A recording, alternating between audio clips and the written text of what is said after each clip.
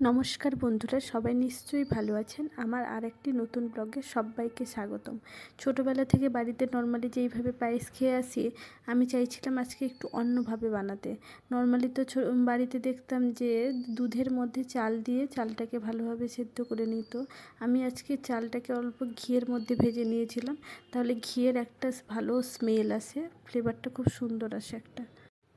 আসলে পিঠে বানানোর জন্য চালটা কিনে নিয়ে আসছিলাম। তারপরে ভাবলাম অনেক দিন থেকে পায়েস খাইনি, আমি অনেক দিন হয়ে গেলো, প্রায় 2-3 বছর হয়ে গেলো মনে হচ্ছে পায়েস খাইনি।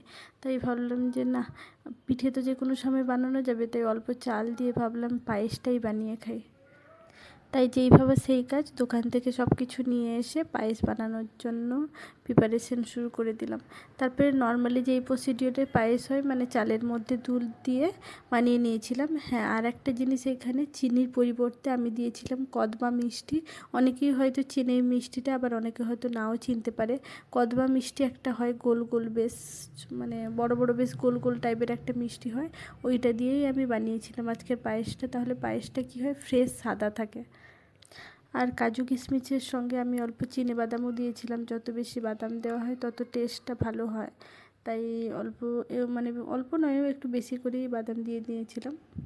আর তো গরম মশলা তো ছিল না আমার কাছে, তাই কয়েকটা তেজপাতা মাঝখান থেকে চিড়ে তারপরে দিয়ে দিয়েছিলাম। আর একে একে কাজু কিশমিশ আর চিনে বাদাম সব কিছু দিয়ে মিষ্টি দিয়ে ভালো করে কিছুক্ষণের জন্য ফুটিয়ে নিয়েছিলাম।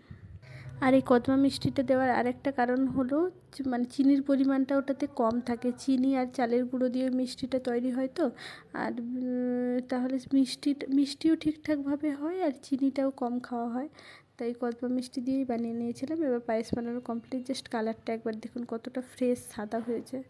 আর ওপর থেকে কাজু কিশমিশ আর গোলাপের পাপড়ি দিয়ে একটু ডেকোরেট করে নিয়েছিলাম।